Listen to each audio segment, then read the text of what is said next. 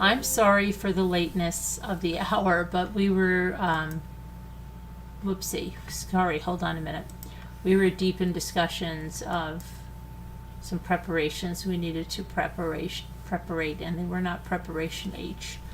It was preparation, celebration. Oh, that's funny, preparation, celebration. Yeah. Isn't that funny? Isn't that special? Culture evolves at the speed of light. So, listen, today was wild. It seems that every time I go to watch a trial lately, that something happens. I get phone calls, I have people that need me, whatever it is. So it took me a heck of a long time to get through the Karen Reed opening statements, but I did get through them. And I did, well, it was actually live. I was crafting, doing the stuff, hear the Lori Vallow guilty verdict, and she doesn't want to be sentenced until after the next trial, which is the Brandon Boudreaux trial. So it's just crazy. I mean, we knew Lori was going to get it. Hi, I see you. You see me. Hello, White Angel. Hello, W2 Scooter. Hello, Gail B. Hello, Teresa. How are you? I haven't seen you in a long time. All right, now let's go to Lori Vallow, and then we'll talk about Karen Reed, because Karen Reed, I am so, like a lot of, well, I don't know a lot of people. A lot of people are just right away, she's innocent.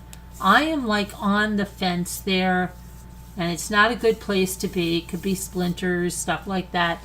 But there's a lot of people that I know that are on the fence with that whole Karen Reed thing. Sorry. So, but we're going to talk about Lori first.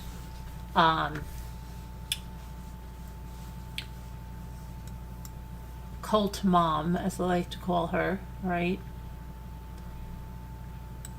Lori got her eyebrows. Are they painted on? I don't know. Are they? They look painted on. Looks like she has no eyebrows and they're painted on, right?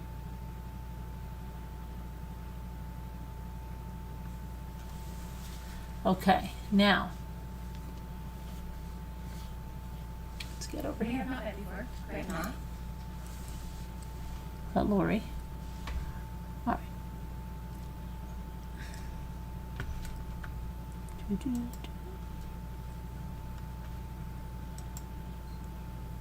Hold on, I'm trying to get my bearings here. Okay, so Lori Vallow Daybell was found guilty of conspiracy to commit murder, the murder of her fourth husband, Charles Vallow. Now, after the trial, the jurors spoke to the media about how they arrived at the guilty verdict. They were shocked to hear about but there's so many that don't know about it, right? Didn't know about her previous convictions in Idaho, right? And they didn't know that all the other witnesses from the day Charles Vallow was killed are also now dead. Imagine finding that out. Imagine really not knowing this. It's crazy. How do they not know this? Okay, so the jurors that were leaving the courtroom from Arizona versus Lori Vallow Daybell said that 10 of the 12 had decided she was guilty heading into deliberations, with 2 of them who were unsure. Ultimately, it came down to Vallow Daybell's text messages. 3 of the 12 jurors spoke with the media. Okay, it says one juror said, whose name was Carl, and I quote, "I had never heard of Lori Daybell until I got picked for this jury.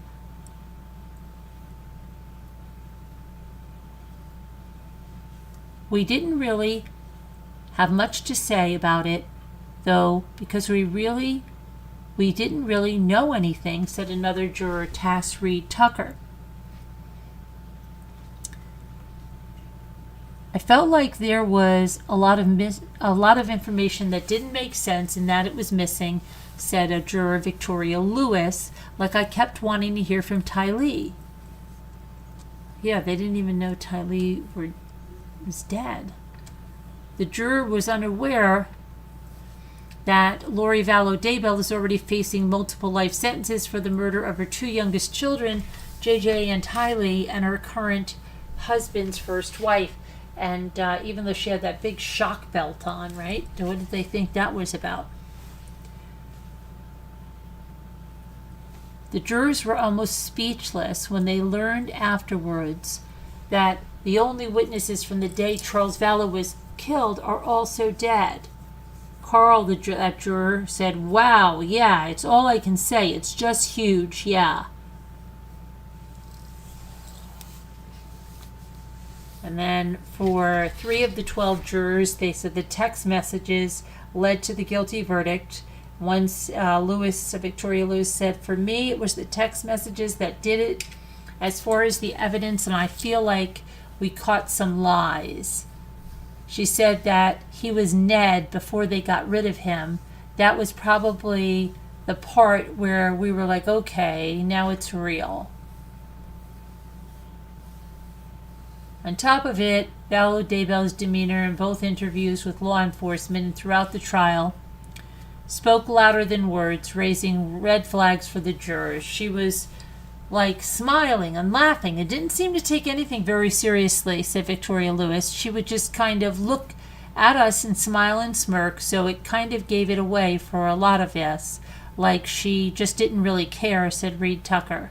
Another text message that stood out was Lori Vallow Daybell learning she was no longer the beneficiary on Charles's life insurance policy, which is believed to be the reason she wanted him to die. Jurors are still processing the news of Vallow Daybell's previous convictions, but they also said to the press that that new knowledge made them very confident in the guilty verdict that they put out today. So yeah, that's that. And let's see here.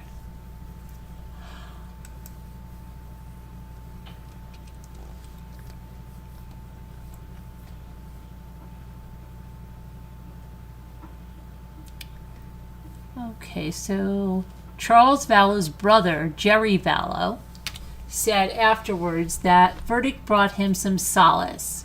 It was a relief, a long journey, and I'm just glad it's over with. He said, "Today's a good day. We won."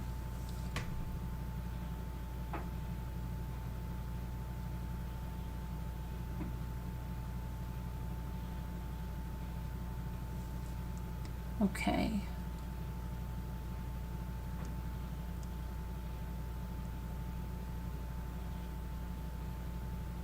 Sister Kay Woodcock also spoke outside the Phoenix courthouse and said, "We gotcha. She'll be rotting in prison where she deserves to be."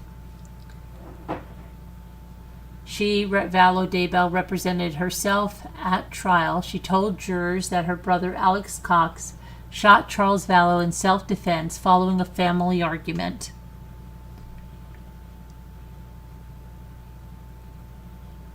Cox died later that year from a pulmonary embolism and was never charged. According to Lori, her husband got into an argument with her daughter Tylee Ryan and threatened the teenager with a bat. Charles Vallow was at his estranged wife's home in Chandler, Arizona, to take their son, Joshua J.J. Vallow, to school. Lori Daybell was convicted in Idaho in 2023 of killing her two children, Tylee and JJ, and her husband's first wife, Tammy Daybell. She's already serving life in prison without the possibility of parole. In a statement, the Tammy Douglas Daybell Foundation expressed a sense of relief and closure following Tuesday's verdict. While no verdict can bring back those we have lost, this decision is a crucial step in honoring the memory of Charles, JJ, Tylee, and Tammy, said the foundation. Prosecutors in the Arizona case dismissed Vallow Daybell's self-defense claim, arguing that she had several reasons for wanting her husband dead, including her desire to start a life with another man. And they said in opening statements, and I quote, Lori Vallow wanted to be Lori Daybell, wife of Chad Daybell. And in July of 2019, Lori wanted to keep the same lifestyle that she had with Charles, and she could get all of this if Charles was dead, said the prosecutor Trina Kay. She could marry Chad Daybell and become Lori Daybell. She would get $1 million life insurance policy from Charles Vallow. She would get Social Security for herself and their son, JJ, as the child of a dead spouse. And all of this would be true if Charles Vallow was dead. I don't think she would get the Social Security if she married Chad Daybell, but JJ would. So I think they're wrong about that, because once she got married, I don't think she would get that. The prosecutor added that Vallow Daybell labeled people who disagreed with her as dark or possessed by evil spirits and used religion to justify Charles Vallow's death. They got married, her and Chad, in November of 2019. In her closing argument on Monday, Lori Vallow Daybell said prosecutors tried to retrofit a crime that doesn't exist. And she said, under Arizona law, I had the right to self-defense. Tylee had the right to self-defense. Alex had the right to self-defense. This event was not planned or expected. It was shocking. This event was not a crime. It was a tragedy. Don't let them turn my family tragedy into a crime. Okay. During the trial, the jury heard from a medical examiner who testified that Charles Vallow could have been lying on a firm surface like a floor when he was shot. The fatal shot went through his heart, said Derek Baumgartner, the medical examiner. Adam Cox, Lori's brother, told the court that he had no doubt his sister conspired with their brother to kill Charles Vallow. He testified that before shooting, Vallow Daybell had been making odd religious comments and that he and Charles Vallow wanted to hold an intervention to address it. Other testimony included that of Chandler police officer Cassandra Yinclan, who told the court that Lori seemed very kind of ordinary and nonchalant on the day of her husband's death. The state rested its case last week. Lori rested without presenting any evidence or calling any witnesses. Juror Victoria Lewis said that lies from the defense were revealed as the trial went on and that Lori Vallow Daybell appeared to be not serious in her role as her own counsel, and that weighed on her decision. Many days she was just like smiling, laughing, and didn't seem to take anything very seriously. Sentencing will take place 30 days from the date of verdict, but that's going to be delayed until a separate case after Vallow Daybell is completed. In that case, Vallow Daybell is charged with conspiring to kill Brandon Boudreaux, her niece's estranged husband. Alex Cox was involved in that too. And the judge, remember that video? And the judge noted that could complicate the calendar. He ordered a status update for mid-May. Vallow Daybell faces the possibility of life behind bars following Tuesday's verdict. She already has life behind bars. I don't think she cares, and she just had fun getting out in front of the camera there, right? Don't you think so? Yeah, I think so. Okay. Now we are going to go over to, let's see, we're going to talk about Karen Reed. Karen Reed. All right, let's go here. Oh my gosh, I almost dropped my coffee. Karen Reed.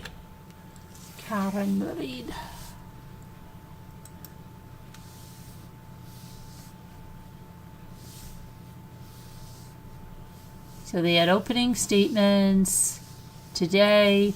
What was my opinion on it? The prosecutor is not a dynamic speaker. Okay? It is so important in a trial like this You have to engage the jury. You have to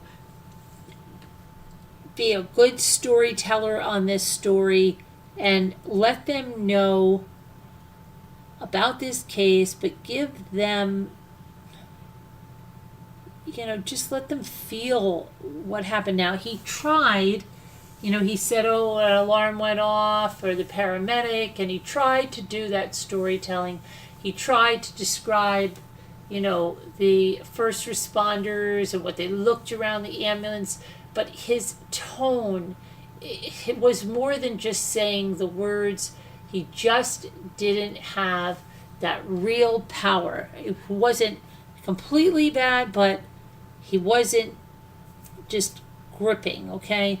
But he did say that, Karen Reed did this, this was second degree, and that she had drank about 8 vodka drinks in 2 hours. And, let's put Karen on the screen so we can do this. And that, hold on, let me get Karen. That she had went to 2 different restaurants, and they had some stuff beforehand, some discord between them, but that everything was great that night. And then after the second bar, they wanted to go back to that house, and he got out, and then she left some text messages, and they're going to say that she put the car into reverse when he got out. That the temperature of the cell phone is something they're going to talk about, that it creates a timeline there, and essentially that the tail light was all found in the same place, and all of this. So we're going to go through this now. Let me just try to get you just want to get a graphic of her up there. It's hard for me to.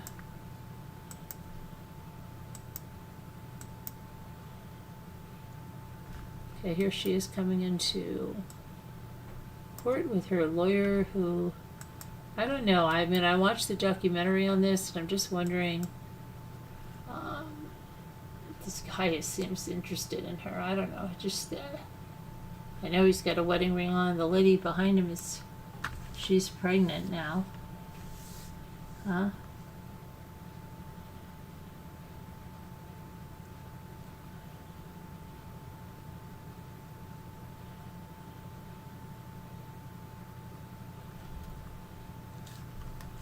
Okay, so let's talk about what's going on there.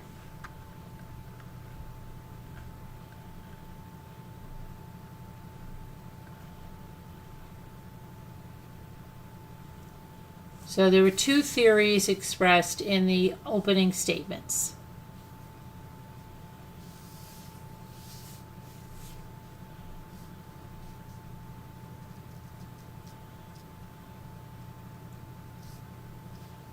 The prosecution says that Karen Reed hit her boyfriend, John O'Keefe, with her Lexus SUV outside of a home in Canton, Massachusetts, during a snowstorm on January 29th of 2022, and this was following a night of drinking. Her attorneys indicated they plan to pursue a third-party culprit defense strategy. They are arguing that someone else was responsible for the murder of O'Keefe, and that Reed is the victim of a law enforcement cover-up. Special Prosecutor Hank Brennan began by describing the scene, saying EMTs countered Reed screaming and John O'Keefe lying on the snow when they arrived outside of 34 Fairview Road.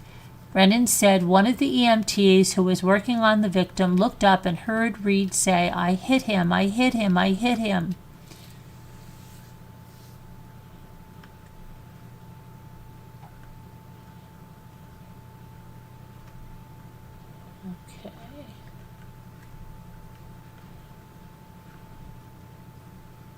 He told jurors that O'Keefe's cell phone contains remarkable data that you will use to find the truth.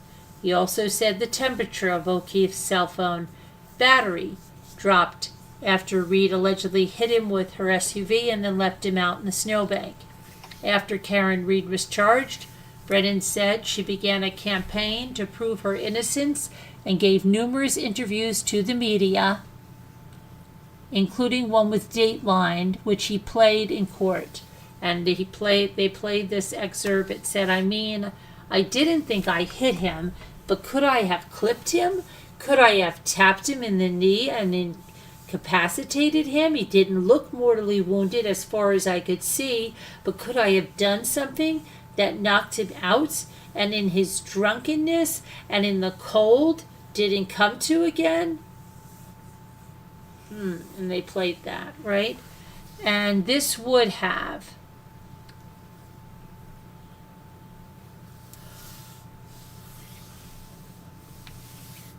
hold on. And this would have been the moment you dropped him off at the party? She was asked. Yeah, it would have had to have been, Karen Reed said. The defense opened their case with attorney Alan Jackson, telling the jury data and evidence will show that O'Keefe did not die from being struck by a vehicle. He said O'Keefe's death was a tragic loss, but the investigation was corrupted by incompetence and deceit, carried out by a disgraced member of law enforcement. The scientific evidence and the medical evidence will establish John O'Keefe had to be injured somewhere else, somewhere warmer, and his body had to have been moved out into the cold, and that is where ultimately at 6 a.m. Karen found him the next morning.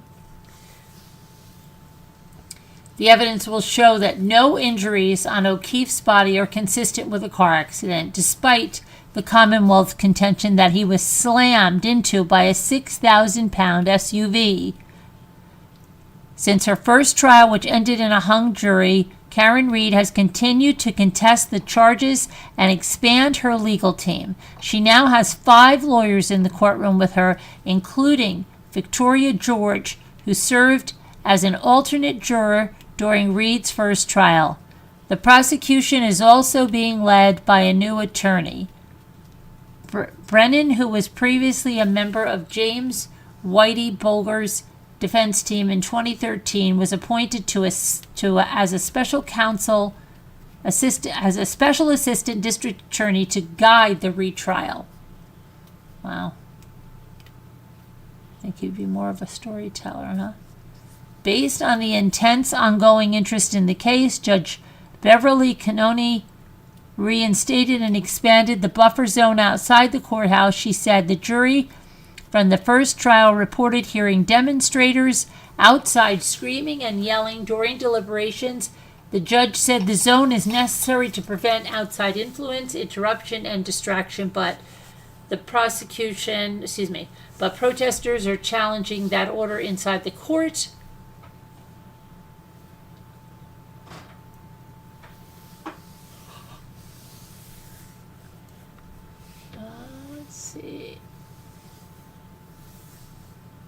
The defense centered on allegations of a cover-up involving members of several law enforcement agencies. They say O'Keefe had been beaten inside the home, bitten by a dog, and then left outside. Testimony in Karen Reed's first trial on April 29th, 2024. Following opening statements, it ended on July 1st when jurors reported being hopelessly deadlocked. Reed's team vowed to keep fighting, and her defense waged a considerable battle across multiple courts, attempting to get the charges dropped or the case thrown out completely. Federal investigation into the case concluded without any charges being filed against police. Ultimately, jury selection for Reed's retrial began on April 1st and continued through April 15th. 18 jurors were selected, of whom will deliberate on the verdicts. Alternates will be selected and separated from the deliberating jurors before deliberations begin. Okay, so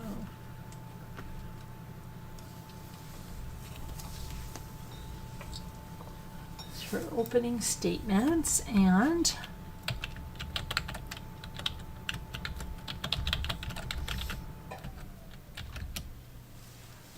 ouch, ouch, ouch.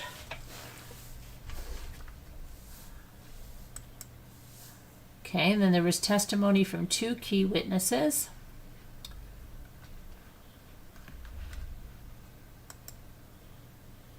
So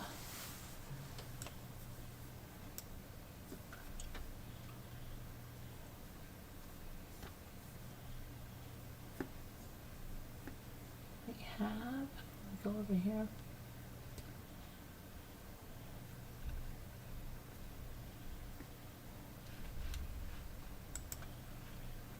All right, so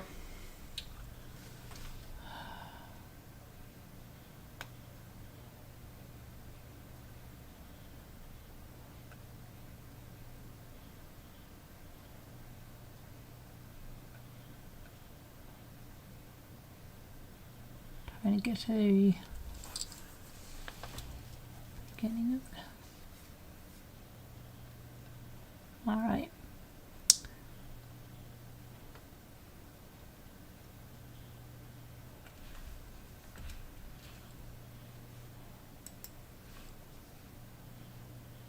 So prosecutor, let me see here. I want to get some stuff that the prosecutor says.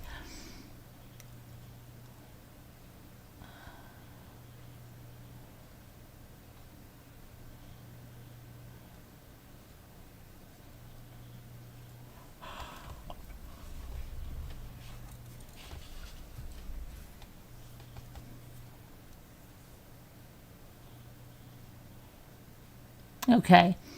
So Jackson described a troubling interaction at the Waterfall. That's one of the bar restaurants, right? Said that when O'Keefe and Karen Reed arrived, they got out. Says the facts unequivocally will show that O'Keefe went into the Albert home that night. He said that Reed got frustrated while waiting in the car. She started leaving him voicemails. The longer he didn't respond, the more upset she got. Jackson said Reed was agitated, but says the voicemails were left after he failed to come out of the house. And he said that O'Keefe and Reed never had a crossword that night. He described the Albert family as powerful and how they met at the Waterfall before O'Keefe and Reed arrived. He said that Albert's friend Brian Higgins also arrived and started drinking. And he said O'Keefe and Reed were business as usual that night. And he said Higgins had romantic designs on Karen Reed, but days earlier she put a stop to it. Okay, he said that Jackson, the defense attorney, Alan Jackson, said that John O'Keefe didn't respond to Karen Reed's voicemails because he couldn't. He said an expert from Brown University will testify. Hold on a minute. Just lost my place here.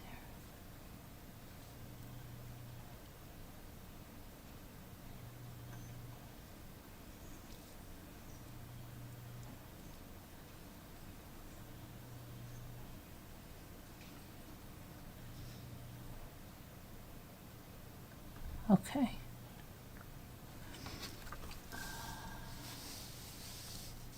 Will testify that O'Keefe was incapacitated by his injury, but that he did not suffer cold-related injuries.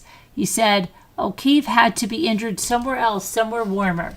Jackson said O'Keefe did not suffer any broken bones, not even a bruise, consistent with a car accident. And Jackson points to a picture of O'Keefe's arm injuries and says the evidence will show that these injuries are from an animal, like a large dog. Jackson said the Alberts' dog was not good with strangers, and they later got rid of the dog. He said that the cell phone temperature data will support the defense's case. Jackson says nearly a dozen people walked out of the house and none of them saw John O'Keefe's body on the lawn. A snowplow driver also didn't see the body. He says that Proctor lied about the street not having been plowed that night. He wouldn't look for the snowplow driver, but we did. Says the snowplow driver at 3:30 a.m.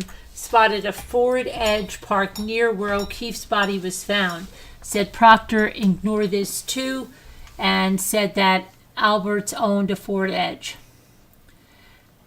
That's why we're here. A collision, Jackson said, and there's no evidence of one. Folks, the science will not lie, he said, as he describes a rising mountain.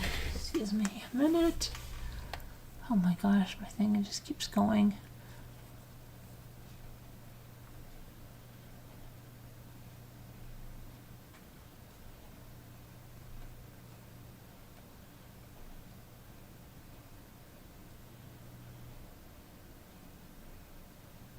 Okay, so, oh gosh, this is so freaking. A rising mountain of reasonable doubt. Jackson said that while Karen Reed went home to sleep, the people in the house were very busy. He said Higgins went back to the Canton Police Department and made a call that he later denied. He says Albert lied. He says Albert called Higgins at 2:22 a.m. and they spoke for 22 full seconds. Says Albert and Higgins first lied about the calls, then explained them as a butt dial. Jackson said that days later, Higgins and Albert, both trained investigators, got rid of their phones. Said Albert later sold his home. You'll also learn that Michael Proctor looked the other way. Said Proctor pre-selected, read, and ignored everything else. Jackson describes a Google search that on Jen McCabe's phone at 2:27 a.m. How long to die in the cold? Says the search was later deleted. Jackson says while Reed was sleeping, there were some other very busy bees. Karen woke up in a panic that John O'Keefe had never come home. Says her later voicemails show that she was panic-stricken as Jackson speaks. Reed looks at the jurors. Jackson says when Reed left to look for O'Keefe, his vehicle struck another car. Her vehicle struck another car. O'Keefe's driveway at 5:07 a.m. The taillight was minimally cracked with that hit. Right? Let's see here.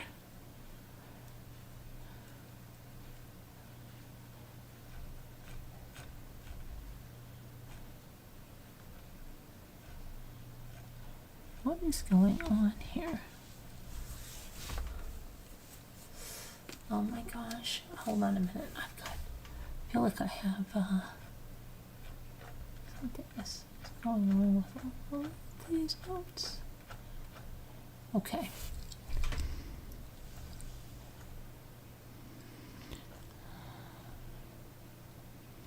Okay, so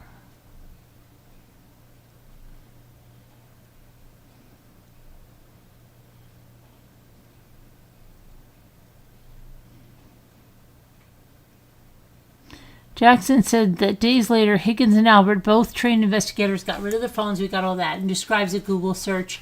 How long did it take to die in the cold? And let's see. As Jackson says that when Reed left to look for O'Keefe, her vehicle struck another car, and the taillight was cracked. He said Karen Reed was panic-stricken and grief-stricken when she went to look for John O'Keefe. Her mind started reeling and wondering if a snowplow could have hit him or if she could have hit him. Says she made the mortally wounded comment about when she was thinking when she found him was not when she pulled away from 34 Fairview. Okay. Not one first responder reported hearing Karen Reed say, "I hit him." So he went along with all of that and then said, this was a giant cover-up. from the police department. This is Karen Reed didn't do this. And I don't know how you guys feel. I should take a poll and see how you feel about this. Let me see where you guys are. I'm going to take a poll to see if you think Karen Reed is guilty or innocent. Oh, hello, Elle. Hi, Bucky Ann. Hi, Christine. Hi. Hey, hi. Hi, Vanessa. How are you? Okay. Let me make a poll. Start a poll.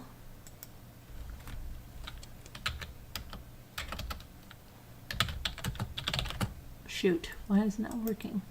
Okay. Oh, congratulations to Sandra Rusak. She won the Bible. Your information has been submitted. It will be mailed to you. I didn't get a chance to tell you today. Hopefully you hear this. I'll tell you later on today or tomorrow.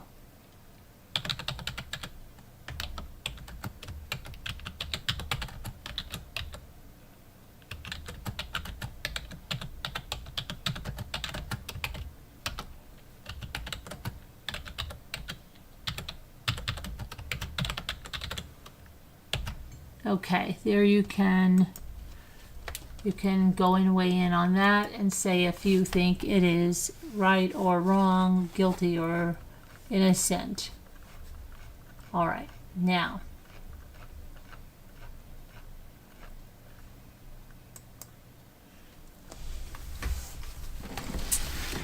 Oh my goodness.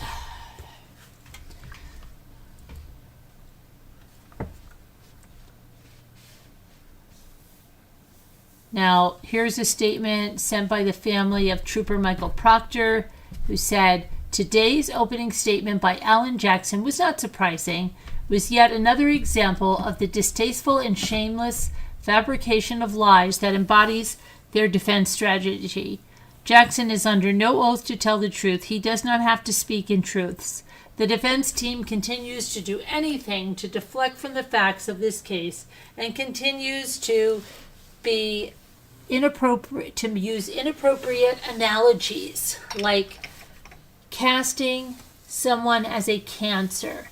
We wholeheartedly believe the truth will prevail in this case and justice for Officer John O'Keefe and his family will be achieved."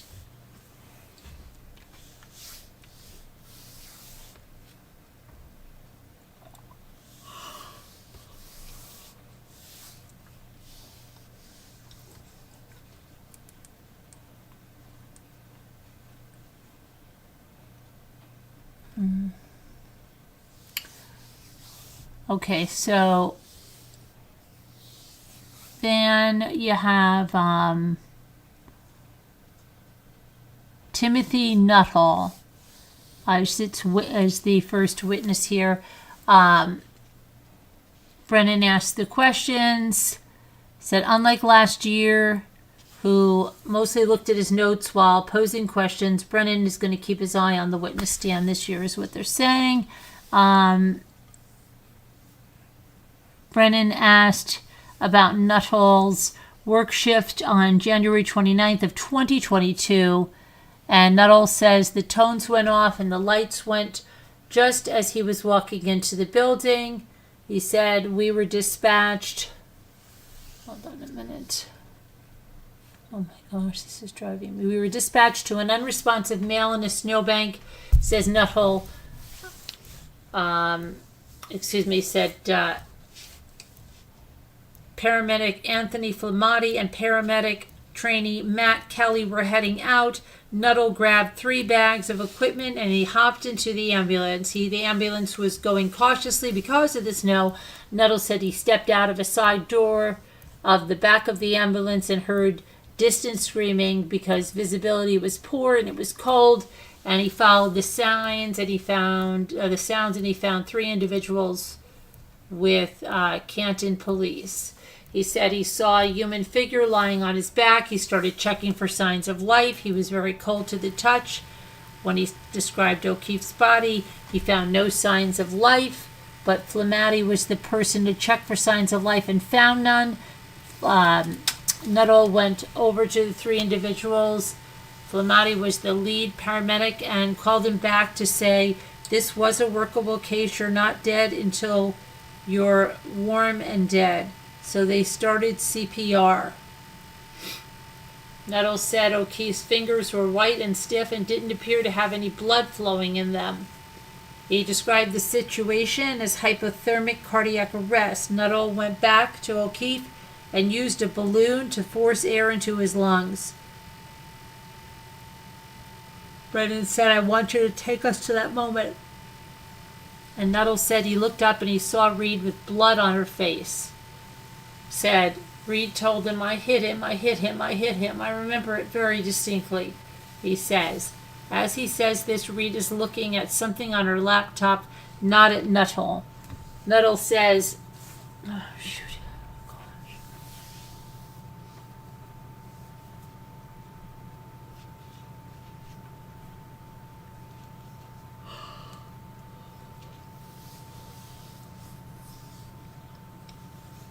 Nuttall says he couldn't ask Karen Reed any other questions because she walked away. He said he was too busy treating John O'Keefe to follow her.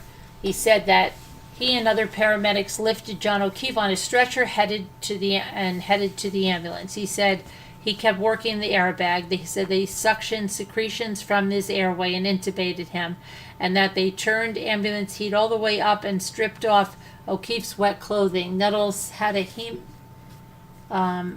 said he had a hematoma, a big egg above his right eye, and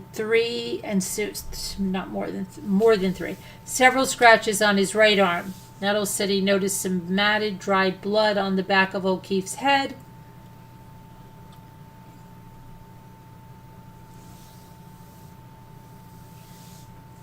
Let's see here.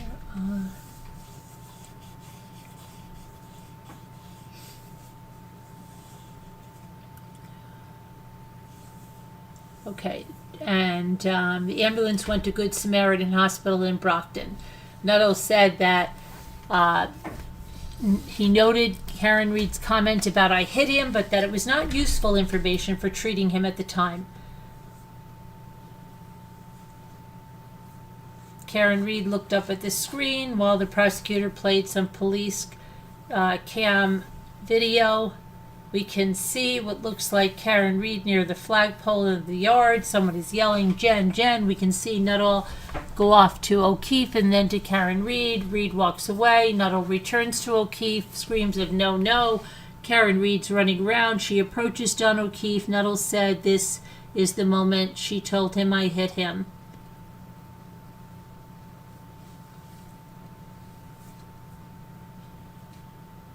Nuttall said, let's see.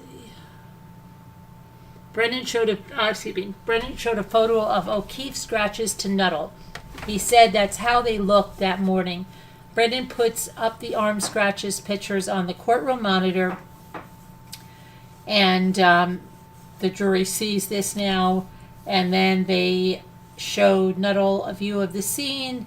And this is a daytime photo after the street has been plowed, and Brennan concludes. Jackson starts the cross-examination and exchanges pleasantries, right?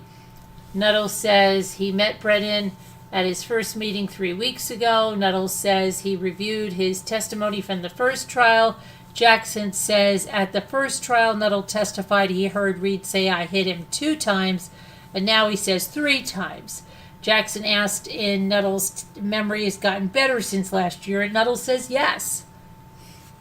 Nuttall says he met with prosecutors again 2 weeks ago, and they again discussed the hit him comment. Brennan acknowledged that he had previously testified to 2 times. Jackson is trying to make the point that his 2 times versus 3 times is inconsistent. At a meeting with prosecutors last night, Nuttall says they again made sure it was the way it happened. Jackson asked, the way Mr. Brennan wanted it to be? No, Nuttall said, the way it happened. Nuttall says at the second meeting they talked about who's who in the dash camera video. That was just shown in the courtroom. And Nuttall said he has not seen the video ahead of the first trial. Jackson asks about the process of removing a patient's clothing, and Nuttall agrees remove clothing and pick up debris. Jackson said Nuttall first testified before a grand jury in 2024. At that time, Nuttall testified O'Keefe was dressed for the weather and wearing a puffy coat. Nuttall agrees he was completely wrong about the original testimony. Nuttall said Brennan also looked about during their meetings. Jackson asked why he didn't mention it earlier, and when asked when they talked about Nuttall, says he doesn't remember. Okay, Jackson asked about O'Keefe's head injuries and arm scratches. Says the scratches were like deep furrows. This was a viral moment during last year's trial. Let's see. Really? Okay.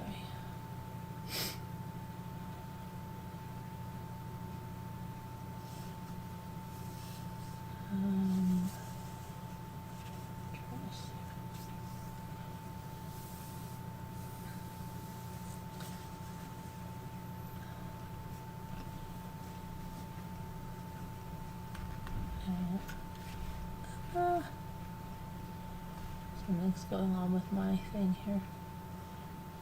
Oh my goodness, what is going on? Hold on a minute. I don't want this. Thank you very much. I just... Stop. Okay.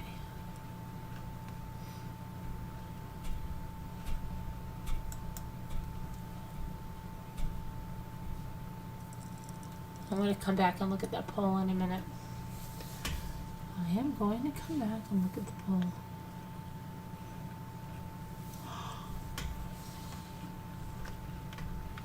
I said I was going to do opening statements, and I'm not going to go too far into the witnesses because I am extremely, extremely exhausted, and I have to get some sleep and some rest. So I'm going to do word cookies. I'll do some more Karen Read tomorrow, and maybe I'll come on and do something else tomorrow. We'll see.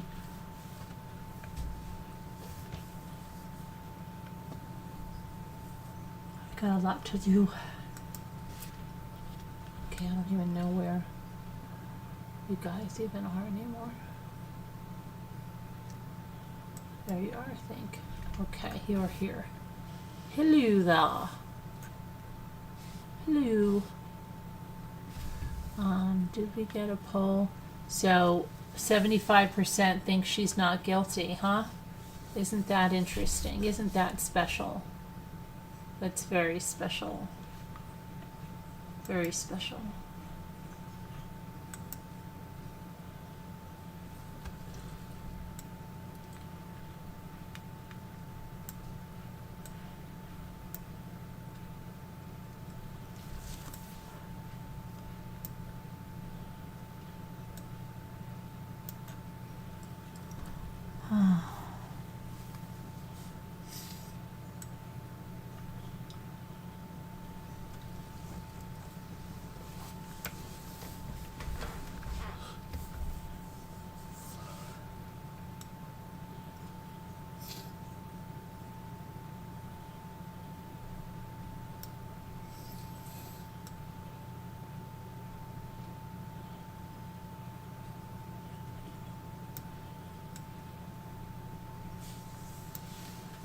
Wow, this is weird.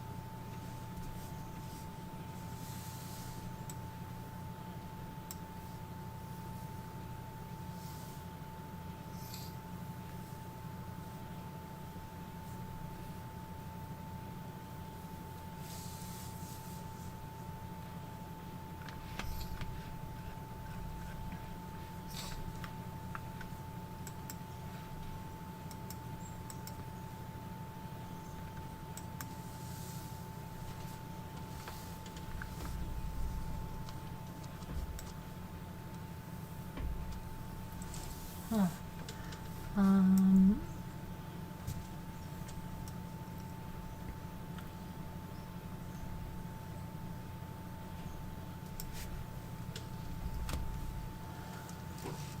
okay, so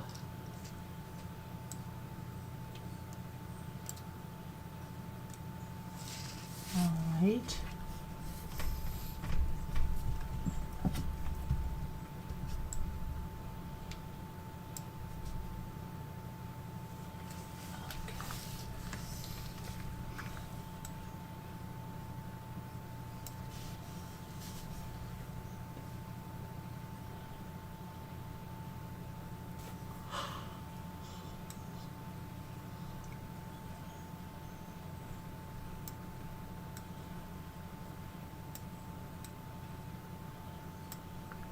Huh.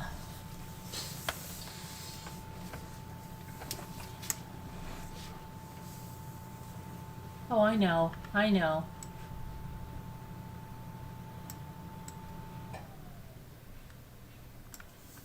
Uh-huh. Hi, Murder of Crows. I missed you. Where have you been?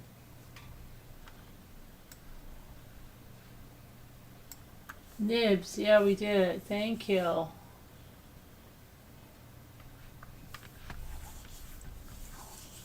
Happy Thanksgiving, Murder of Crows. How are you doing? Did you have a good Thanksgiving?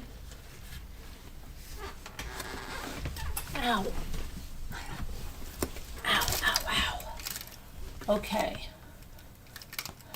I've got the Jimmy legs now. I don't know what I have.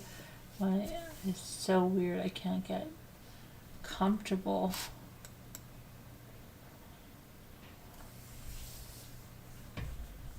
You got the Jimmy legs.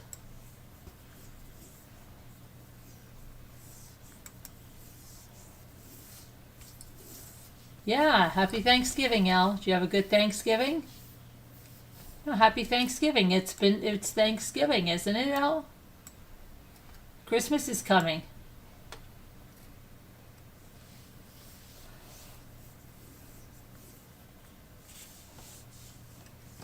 Hope you guys are gonna get your trees up and stuff.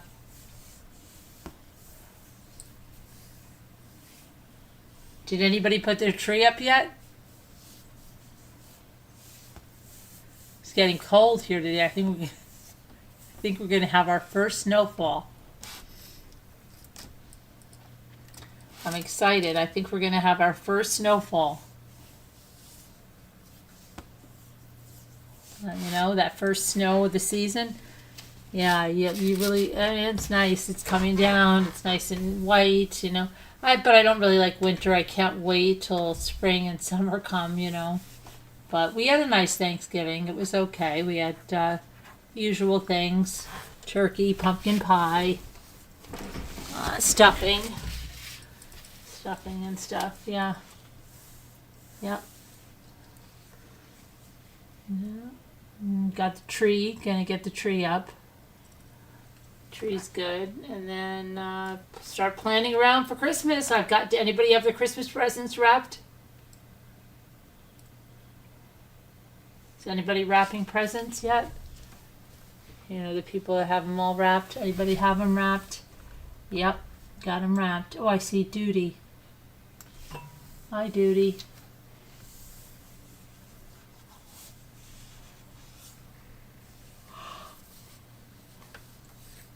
Oh, how about Tidy?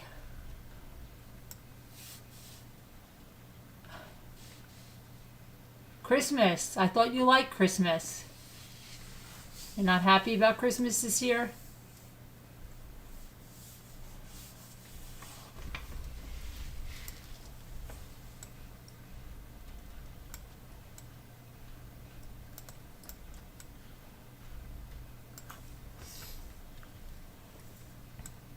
I'm sorry that you're not happy about Christmas this year.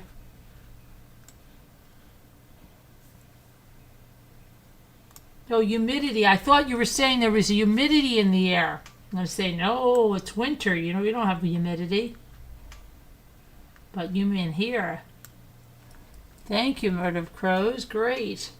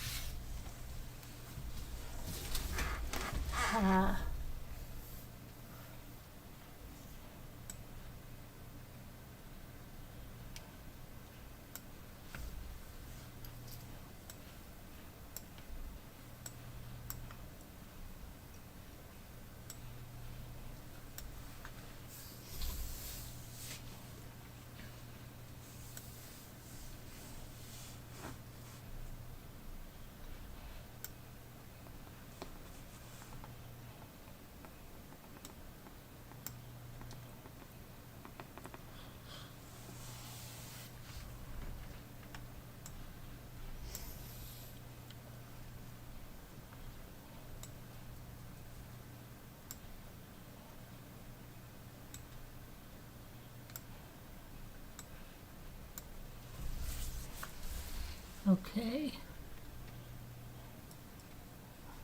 Auto. Very good. What else you got? Oh, get. Okay. Toga.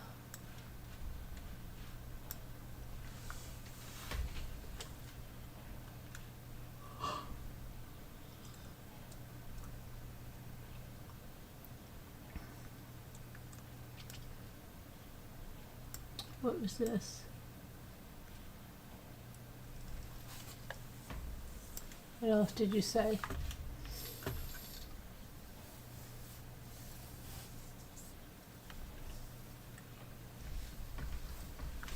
Toga. Didn't I say toga? I thought I did it. I thought I just said it. That's crazy. Oh yeah, it's an extra word.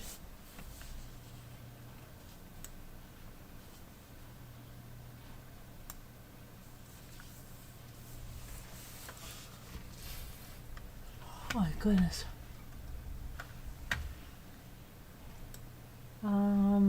Murder of crows, murder of crows. I have to go to the bed. I'll go. I'm so tired, I can't take it. I'm so tired, guys. I'm so sorry, but I have to go. I love you guys. God bless and prayers, and I'll see you tomorrow. Be good.